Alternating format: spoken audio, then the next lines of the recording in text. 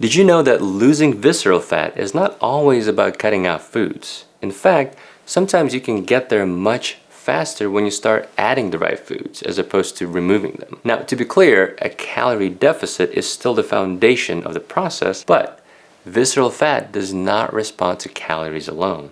And there's a lot more nuance there. Visceral fat is a biologically active tissue and it responds to very specific biochemical signals. You just have to know what those signals are and how to activate them with the right foods, so fat loss happens faster and with far less resistance. So let's get into it. The first food I want to talk about is walnuts. And walnuts are actually one of my favorite foods out there. And they're an incredibly useful tool that can help you shrink your visceral fat faster. And that is because walnuts repair two things that grow visceral fat. And that is inflammation and insulin resistance. And how this works is walnuts are exceptionally rich in polyunsaturated fatty acids, and they're rich in fiber. And there are studies that show that high intake of polyunsaturated fats for 12 months reduced visceral fat measured by MRI, even without an emphasis on calorie restriction. And the visceral fat reduction that was seen was independent of the overall body weight loss, meaning people lost visceral fat even when the overall weight did not change. And walnuts are specifically rich in omega-3 fatty acids like alpha-linoleic acid, which can calm down inflammatory signals coming from visceral fat. And visceral fat survives by staying inflamed. But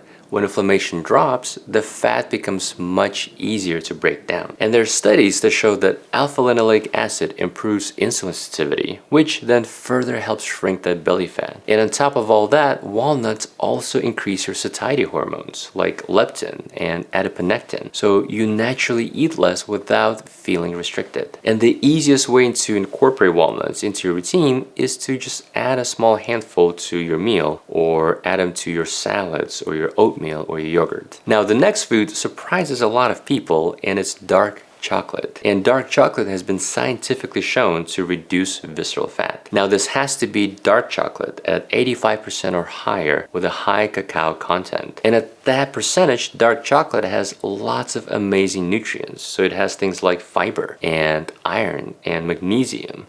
And most importantly, dark chocolate would also have antioxidants like flavonols, which are compounds that help improve insulin sensitivity, and they reduce oxidative stress. And there was a placebo-controlled trial that enrolled endurance athletes. And that trial showed that the group that received 5 grams of cocoa daily, which translated to 425 grams of flavonols for 10 weeks, significantly reduced visceral fat. And that group also reduced their overall body fat percentage. And then there was a 6-month trial published in the British Journal of Nutrition that enrolled postmenopausal women. And what they found was the daily consumption of 10 grams of 99% cacao chocolate reduced body fat mass by 0.6 kilograms or 1.3 pounds. And they reduced body fat percentage by 0.8%. So nothing earth-shattering, but pretty interesting results when the only intervention was eating more chocolate. But I want to emphasize again, we're aiming for high concentration dark chocolate, so at least 85% or higher concentration. Now, one thing to watch out for is we just need to be mindful of the heavy metals that are often found in dark chocolate, especially with the higher cacao content. But it's a great food in moderation that will help you reduce your visceral fat. Now, food number 3 that you need to consider is fatty fish. So that would be fish like salmon and sardines, mackerel and tuna. These fish are some of the most consistent foods that we have for reducing visceral fat. Fatty fish is rich in omega-3 fatty acids like EPA and DHA, which directly reduce inflammation inside fat tissue. And these fats also improve insulin sensitivity, and they reduce fat accumulation in the liver. And that's important because your liver acts as a metabolic gatekeeper for visceral fat. So when liver fat improves, visceral fat often follows. Now, you don't need to eat fatty fish every day. I think for most people, 2 to 3 meals per week is plenty enough. And it could be something as simple as a can of sardines for a snack, which is what I personally do in a pinch if I didn't get the chance to meal prep for the week. You just need to make sure that whatever brand of sardines you pick has been independently tested for mercury content. But sardines are small fish and they're low on the food chain, so they're usually low in mercury anyway. Now, the next powerful food for visceral fat is broccoli sprouts. And these are not your regular broccoli, they're the baby version of those. And gram for gram, they're one of the most metabolically active foods you can eat. And the reason for that is sulforaphane, which is an antioxidant that can change how your body handles glucose on a cellular level. And this is important because visceral fat grows when inflammation is high and insulin signaling is impaired and the liver is overproducing glucose. But broccoli sprouts hit all three of these processes at the same time. Sulforaphane activates something called NRF2. So think of NRF2 as your internal control center for inflammation and oxidative stress. And when NRF2 turns on, it flips on a whole network of genes that protect mitochondria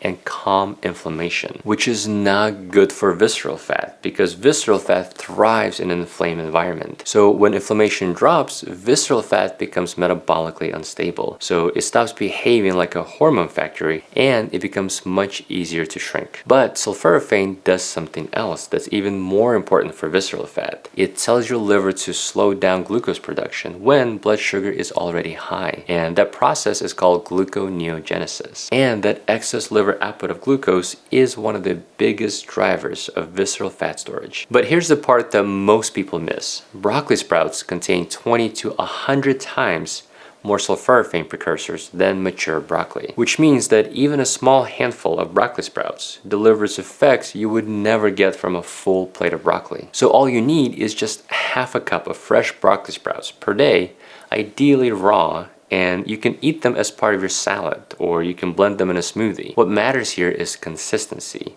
because sulforaphane has a very short half-life. It just doesn't linger in your body. So you need regular sulforaphane exposure to send repeated signals to the liver and to the fat tissue. Alright, the next food is blueberries, and that is because blueberries are very rich in polyphenols, and especially a subgroup of polyphenols called anthocyanins. And visceral fat is made out of cells that are very metabolic active, which means it responds quickly when fat-burning signals increase.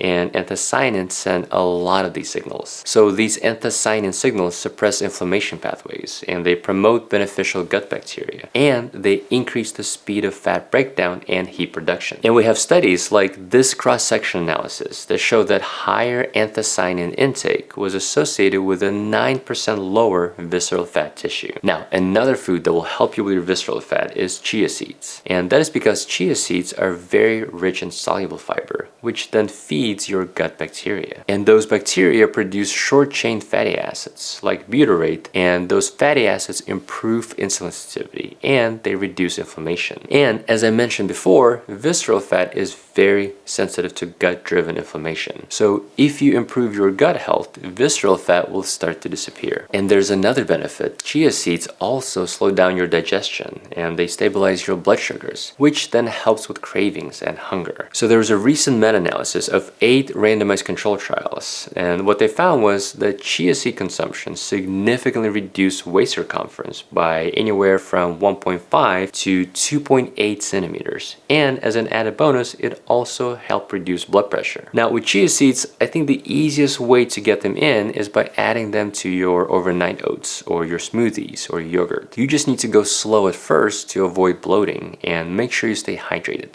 because soluble fiber needs water. Okay, next up is extra virgin olive oil. And there was a study that was published in the European Journal of Nutrition. And it was a pretty small study with only 41 participants, but it was a double-blind, placebo-controlled clinical trial. And it showed that the group consuming 25 milliliters of olive oil for breakfast, which is about 1.5 tablespoons, where the participants consumed this as part of an energy-restricted diet for 9 weeks, resulted in about 80% greater fat loss compared to the group that was taking soybean oil. Now, most of the benefit that comes from olive oil is likely because of its high polyphenol content, which has amazing metabolic benefits. So polyphenols activate two very important pathways, the AMPK pathway and the sirtuin-1 or SIRT1 pathway. The AMPK pathway is our energy sensor. So when it's activated, it tells your body to burn fat instead of storing it. And this works in coordination with the sirtuin-1 or SIRT1 pathway that improves mitochondrial efficiency. And this works especially well in your muscles, where your body is now better equipped to burn extra calories as opposed to storing them. This is why fat loss goes beyond pure calories in and calories out. Yes, a calorie deficit is still a requirement, but two people of equal weight and equal body composition can eat the same number of calories and burn the same number of calories and still get very different results, because the type of foods you eat changes how your body processes that energy. So the quality and the type of calories one chooses can lead to very different outcomes, even when the calorie math looks identical. Now, the next food you need to incorporate is Greek yogurt. So there was a recent meta-analysis that found that higher yogurt consumption was associated with a 21% reduction of abdominal obesity. And there was another study, it was a large observational study in UK twins, that demonstrated that just general yogurt consumption was associated with reduced visceral fat mass. Now, as a side note, both of these studies are observational, so we can't infer causation, so we just have to keep that in mind. Now, Greek yogurt specifically is strained, so it's higher in protein and lower in sugars. So the extra protein improves your satiety, and it will help you feel fuller for much longer. And this extra protein also helps you grow and preserve muscles when you combine this with strength training. And Greek yogurt also helps you support your gut health, which will then help you reduce overall inflammation, the inflammation that visceral fat loves so much. All right, this is not an exhaustive list of all the foods that can help with your visceral fat, but I talk about some of the other foods in this video that you can check out over here, where in this video I also talk about the best exercise you can do to target visceral fat. I hope this was helpful. Stay healthy, and I'll see you in the next one.